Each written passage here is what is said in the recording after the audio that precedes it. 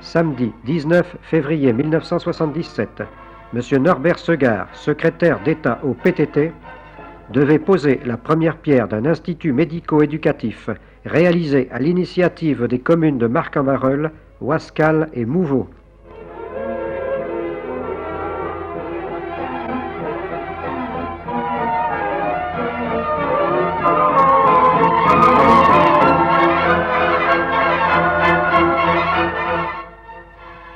M. Pierre Herman, maire de Wascal, fit l'historique de l'affaire, rappelant notamment que cet établissement de 96 places, conçu par l'architecte Lepère, sera géré par l'association des Papillons Blancs de Tourcoing. Au nom de mes collègues et amis Serge Charles et Jean Richemont, respectivement maire de Marc-en-Barœul et de Mouveau, et vice-président du syndicat intercommunal Centre Métropole, qui sont à l'origine avec la ville de Wascal de la création du syndicat intercommunal à vocation multiple Centre Métropole, je vous remercie, Monsieur le ministre, d'avoir bien voulu accepter, malgré vos lourdes charges, de venir ce matin à Marc-en-Barœul pour poser la première pierre du second équipement collectif. Le visage de la future maman rayonne de joie. On s'affaire aux préparatifs pour accueillir bébé qui fera honneur à la famille. Un garçon, une fille, peu importe après tout, l'amour maternel est au-dessus de ces contingences. L'époux et l'épouse vivent les plus magnifiques moments de leur vie conjugale. C'est la consolidation de leur amour, c'est l'épanouissement du foyer. Et soudain, la nouvelle tombe brutale, injuste, accablante. Il ne sera pas comme les autres. C'est le désarroi, la révolte sans doute. Pourquoi nous? Mais cet être, pas comme les autres, grandit. Et plus il grandit, plus fort est le désir de le voir vivre, être heureux, s'épanouir. Plus grande est la tendresse que l'on ressent. Alors, à la souffrance et aux larmes, on fait place le sourire et la fierté. Fierté de lutter avec lui pour que demain, avec tous, il ait sa place dans la société et le monde du travail. Car c'est bien de cela dont il s'agit.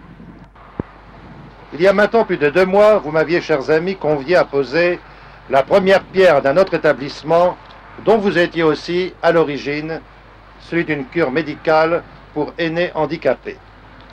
Je n'avais pas manqué alors de vous féliciter pour avoir su mettre votre volonté à vos efforts en commun afin d'offrir à nos aînés une maison répondant à leurs besoins et qui soit digne par ailleurs de notre région. Je voudrais, si vous le permettez, une parenthèse pour saluer les éducateurs qui ont choisi de se consacrer entièrement à la formation des jeunes handicapés. J'en connais quelques-uns, n'est-ce pas, mon cher Tavernier? J'ai eu de nombreuses fois l'occasion de les rencontrer. J'ai parlé du métier d'éducateur. En fait, il s'agit d'un sacerdoce. Il faut avoir reçu le don d'amour pour son prochain pour être le soutien, l'ami, le confident et enfin le professeur, l'éducateur de tous ces jeunes. Il faut reconnaître à un centre tel que celui qui existera ici le caractère d'impérieuse nécessité.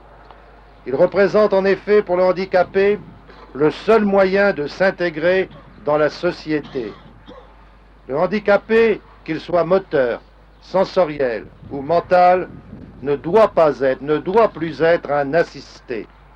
Le travail qu'il peut, qu'il doit fournir pour la collectivité est le moyen pour lui d'y conquérir une place qui lui revient, c'est-à-dire une place à part entière. C'est par ce travail essentiellement qu'il trouve dignité, qu'il trouve confiance en lui-même. Je crois véritablement que nous avons également besoin de ces handicapés, d'êtres que la nature n'a peut-être pas épargnés, mais leur présence, et qu'ils le sachent, leur présence nous est bénéfique.